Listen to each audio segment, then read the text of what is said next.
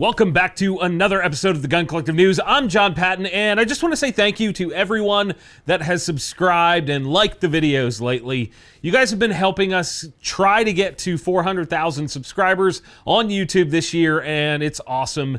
I really do appreciate you all. And like I said last week, the gun industry is dumb and tries to shove all the new releases into the same week, which means some stuff is going to get lost in the mix. However, I'm going to share all the new stuff that I know about with you guys, and if you know something that I haven't covered, put it down in the comments. Now, the news. Let's get to it, right? We have even more stuff to cover than last week. There is so much. Holy crap. First up is something I'm kind of on the fence about. It's called the Capholster. Yeah, Capholster. It's from Vets Tactical. It's exactly what it looks like, a holster that goes in a cup holder for your vehicle. They have a bunch of different versions of this, but more importantly, I kind of want to discuss the potential issues here. I think having easy access to it is a good thing. Unless you're dumb and you leave it in the car like that. That could be, that's a problem. Also, in this setup, you'd have to remove it from the holster and then reholster it on your person when you exit.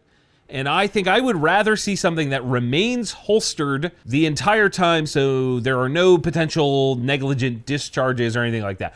Like, for example, Neomag has the alias system that moves the gun and holster to different mounts instead of just the gun. Sound off in the comments with your opinions, guys. MSRP on that one is 70 bucks. YHM has a new suppressor that is interesting. It's called the Victra 12, and you guessed it. That is a shotgun suppressor, and yes, it is an offset design, and yes, it is modular, much like the SilencerCo Salvo 12.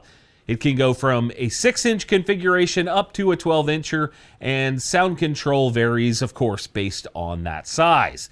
The difference here is that the Salvo weighs in at 34.4 ounces in its full-size configuration, whereas this one is almost 10 whole ounces lighter at 25.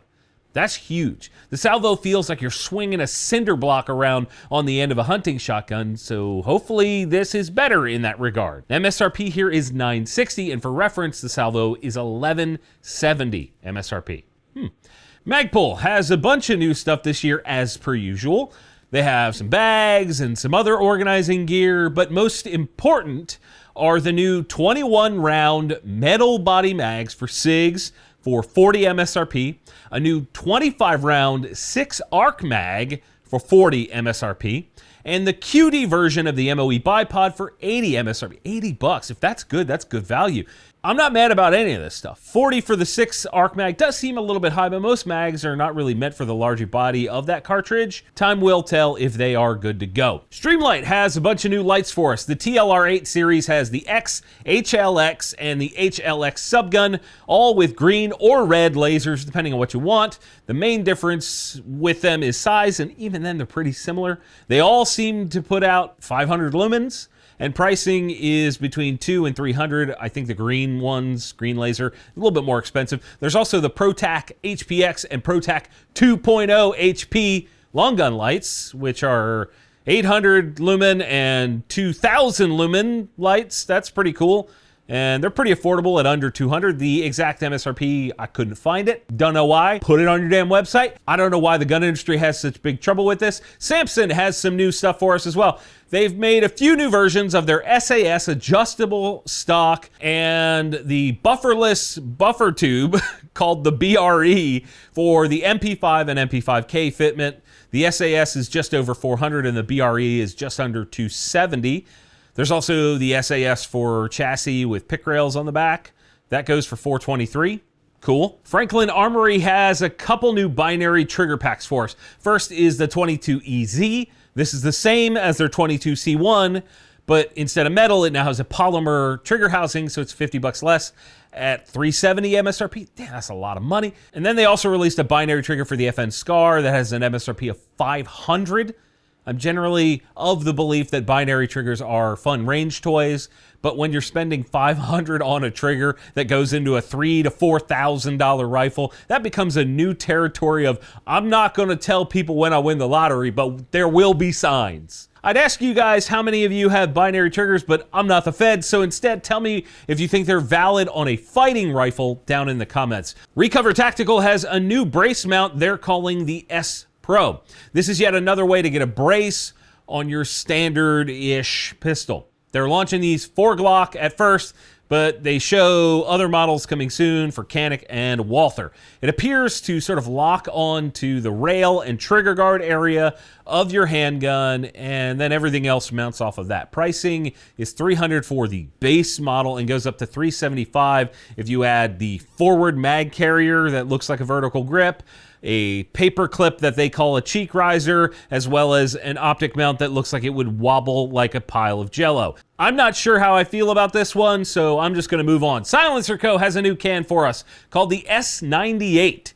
This appears to be a churched up version of the Osprey in that it's got an offset design, and the difference is that it's now sporting a QD mount that looks ultra fast to attach. And on top of that, it's now completely made out of titanium, except for the mount, which is stainless, so it's very lightweight. 7 ounces total. The 9mm Osprey 2.0 is just under 9 ounces total without the mount, so that's not a huge difference, but I'm sure it'll be noticeable. They say that this is only for handguns, so no 300 blackout use on this one, likely due to heat buildup, because that's what happens when you run titanium on rifles. It eats cans, and the MSRP is really high at $1,270. The Osprey 2.0 is $819 MSRP, so over $400 cheaper. That's a choice, SilencerCo. Okay. You guys still with me? We are not even halfway done yet. Strap the f*** in. Knockpicks is in the news with a new weapon-mounted thermal optic called the Ace S60R. No, not the Volvo, even though those are cool. This thing is much different.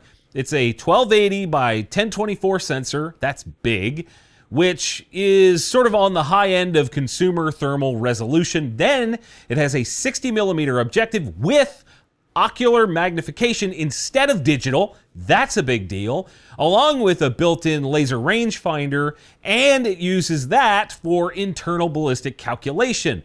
Now, of course, this sort of whiz-bang stuff is not cheap with an MSRP of $7,700, but this set of features used to cost a lot more. The trickle-down stuff is happening. I'm going to try to convince Knockpicks to bring one of these things to GunCon so you guys can see it in person when we get that going. Also in thermal news, Winchester's Supreme line of optics has a new 640 sensor thermal and 2 new 384 sensors. This whole product line is meant to be affordable, so I don't know, let's see how much the thermals cost. MSRP on the 640 is $2,500, and MSRP on the two 384s is $1,650 and $1,900. I suppose that could be considered affordable for thermals, but I'd really like to put my hands on them to make sure they're not like Amazon junk. And yet another thermal brand this week, Armasight, has a new monocular called the Warden, which uses a 640 sensor and has some neat features like internal video recording, USB-C connectivity, and it uses CR123 batteries, which are fairly common. MSRP there is $3,800. Next up is a set of furniture from Wooks. Now, they are a sponsor of this show, but this is not a paid segment. This is just regular news. They are not the sponsor this week. I want to make sure I'm very clear about that with you guys. This new stuff is called Bravado, and it's for lever actions. I believe on launch you'll only be able to get these for Henry lever guns, but I'm sure they'll make it for others in the future if there is demand. It has an adjustable cheek rest on the stock, some M-LOK slots back there as well, what appears to be a polymer grip section, and then you have the M-LOK handguard up front, and it's mostly walnut underneath all that. I think this is a great blend of classic styling and modern tactical stuff all in one. MSRP is $500 for the whole set. And speaking of sponsors, Vertex is this week's sponsor. If you guys don't know already, they make some of the best EDC and tactical bags out there. I've been rocking the new Urban Ghost all the time when I'm traveling, but they are showing off now the new Siege packs that have a ton of capability. They say these are mission-capable packs for everyday use. And then there's also the Everyday Fanny Pack, which is a great solution for off-body EDC. And no matter what you need, they've probably got a solution for you. And because you're here watching this channel, if you use the code TGC at vertex.com, VERTX.com, you'll get at least 15% off. The code is TGC. Big thanks to Vertex for supporting this channel. That's great. Thank you. We appreciate you guys. How's about we dive into some new guns? Daewoo is the name of a car company and used to be a gun company. Well, the gun company, somewhere along the lines, changed their name to S&T. And guess what? They're back in the U.S. under the name S&T Defense, and they plan to start manufacturing in the U.S. in Las Vegas sometime in 2025. Models off the bat will include the K2S, which is a semi-auto K2. Then they have the K13, which is a 5.56 thing. Then they have the K14, which is a bolt-action 7.62. Then the DP51, which is sort of an old-school hammer-fired pistol. That's an interesting mix. Looking forward to that. Canik has a new version of the Mete or Meat MC9. It's called the Prime. This is their take on the concept of a full-size micro-compact. It has a 17-round mag, flat-face trigger, optic cut, and what appears to be decent texturing on the grip and slide. Honestly, it'll probably be pretty good. They didn't put pricing on the press release, so you guys can just make it up down in the comments. Have fun with that. Springfield released a compact version of the Prodigy that has 15-round mags, can be had with either a 3.5 or 4.25 inch barrel. MSRP is $15.50 on that one.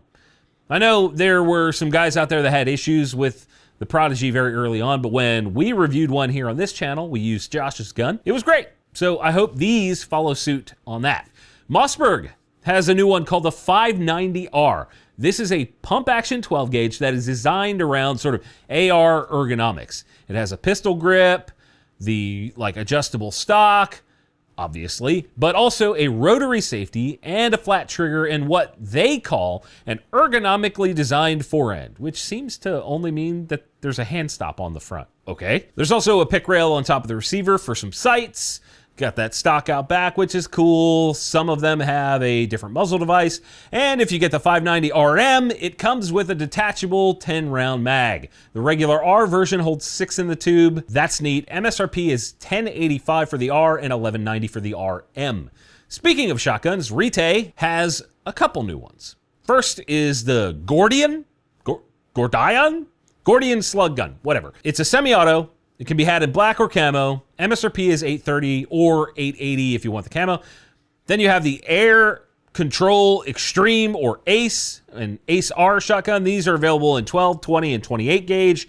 They're focused on waterfowl and upland bird hunting. MSRPs start at $1049 and go up to $1149. The only difference I could spot between those two, the ACE and the ACE R, was like the shape of the receiver and the kind of handguard. Oh, okay. Rite is also announcing the RXP22, which is a hammer-fired 22 pistol that looks like it has the grip of a Springfield XD and the upper from an old SIG. It has 13-round mags, a threaded barrel, and is cut for an RMS/RMSC optic. MSRP is $280 on that one. If it's reliable and not a piece of shit, it'll be big value. That's cool. Beretta sent over so many new guns. This list, I'm going to blast through them.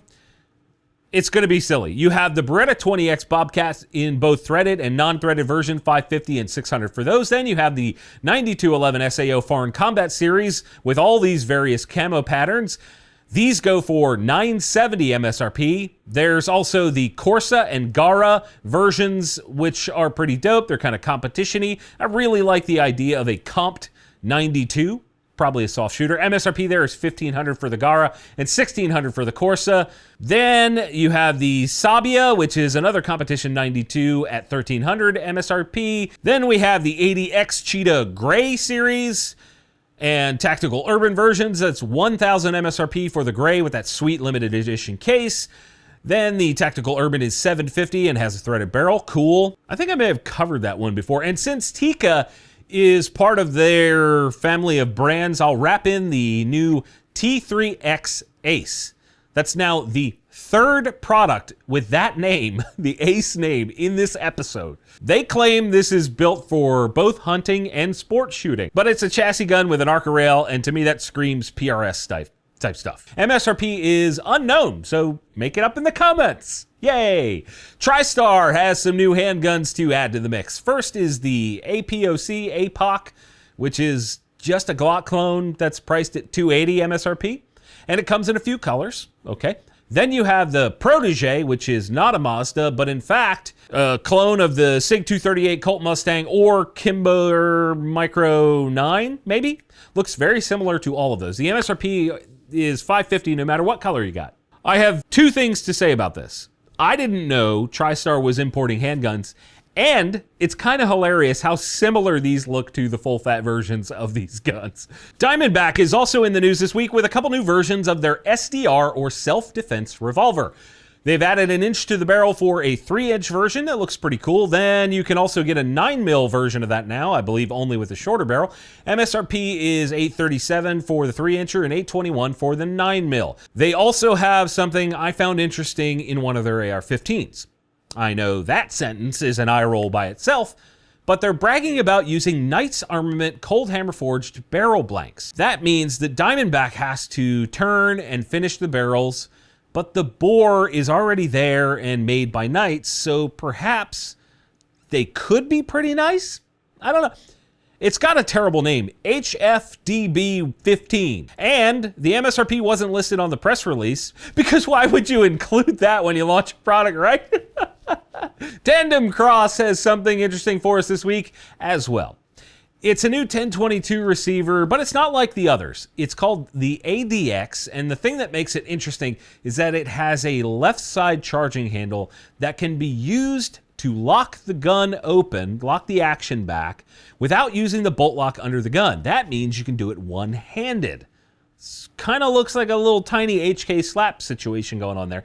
But it also has a cap on the rear that you can pull off and then like get inside the action and clean it, take the bolt out. That's cool. And it has a pick rail on top. That's kind of necessary at this point. And what you've been seeing on screen is a pre-production version, so there may be some tweaks to the final product. And I'm told they're aiming for under $300 for this, but aren't set on exact pricing. And they also say this will definitely be out by the end of 2025. And they wanted to show you guys this. They said, hey, do you want to show it? I said, oh, that looks neat. Let's do it. FN released the XL version of the Reflex MRD, aka the full-size micro compact. It comes with one 15-round and one 18-round mag, has an optic cut, a 3.8-inch barrel. You can have it in black or flat dark dookie, and the MSRP is $719. That's pretty much on par with all the other options in that category on the higher end. What comes to mind is, why does no one ever talk about these things? Like, why is nobody like, the FN guns are the best? Are they junk, or is FN really that bad at getting them out to reviewers and people in the public to inevitably start that conversation? I don't know, but I would like to try one. It might be good. We're in the home stretch. I wonder if all these guys that always ask for longer episodes are happy right now. You happy? Let me know if you're happy. If you're happy and you know it, clickety-clack in the comments. Kel-Tec is in the news this week with a gun they're calling the PR-57. This is one of the most unique guns you'll see this year, I guarantee that. It's chambered in 5.7 and has a rotary barrel, which means the barrel sort of spins as it unlocks. And it loads not from the bottom with a magazine, no, but from the top using a clip. It holds 20 rounds of 5.7 ammo. You can also mount an optic on there. To me, there are two sides to this. It's a neat concept for states that are about mag capacity or removable mags or whatever. There's a big learning curve when it comes to top loading at speed in a defensive scenario. That's a big change from the bottom, right? Imagine smashing the spot where the mag release would be and nothing happens. That's not great. You might die. However, as with most of Kel-Tec's more recent stuff, this is the kind of stuff that the industry needs to be pushing like this. Just try stuff that's interesting and do it affordably. If it doesn't work, scrap it. MSRP is $400 for this thing. It comes with two 10-round stripper clips and an optic plate. By the way, if Kel-Tec can do this and put an optic plate in the box, the whole industry should be able to do this. They call this gun the ultimate point-and-shoot pistol and are pushing it as an EDC gun. Would you carry it? I know I would. I want one, but I would not carry that. Moving on to a brand that can learn about optic plates from Kel-Tec. This is Staccato, and they just introduced a new line of guns called HD. There are two flavors, a 4-inch and a 4.5-inch barrel version. The 4.5-inch version has the sight, the front sight, attached to a block on the end of the barrel that stays stationary. It does not move with the slide. That's probably going to lead to a ported version later. That's neat. They are full ambi guns, and unlike a lot of other pistol, they have moved the rear sight forward of the optic mounting area. And I think the biggest deal here is that they've stepped away from 2011 style magazines and they are using steel Glock pattern mags. To me, This is fascinating. That must mean that the Stealth Arms Platypus did enough damage to the market as a whole to make them consider making this gun in the first place. These weigh 32 and 34 ounces respectively and have a steel frame. This is very likely to be an excellent gun, but at what cost, you say? Well, the MSRP on the 4-inch is $2,500 and the 4.5-inch is $2,700. Why are they $200 difference for a half-inch? I mean, that means that sight block is worth $200 according to them, LOL. I'd love to get your thoughts on this one. And while you're typing those out, I'm going to hit you with another friendly fire question from the audience. 55rman33 says, what is one new technology you'd like to see more manufacturers adopt? And that's kind of a complicated question, but I think I would love to see all of them explore 3D printing, but a lot of brands are really slow as hell to adopt anything innovative or cutting edge. Look at how long it took wire EDM to become more common, right? Like, that's not as common as it should be, right? I would love to see something besides Glock mags and Me Too products, but I don't know what it will take to get there. Often when you see a new product that is also very interesting release, they're usually really expensive, and then the innovation kind of dies on the vine because of that. And I think more 3D printing like SLMS, FDM, or even SLA printing would be really interesting if it's used in a larger capacity and kind of changes what they're capable of. I think that would be really interesting. This is a longer show, so I wanted to give you a longer answer. If you want your question answered on this show, leave it in the comments, and we'll be back again next week with another boatload of new. Thanks to you guys for sticking around. We'll see you soon.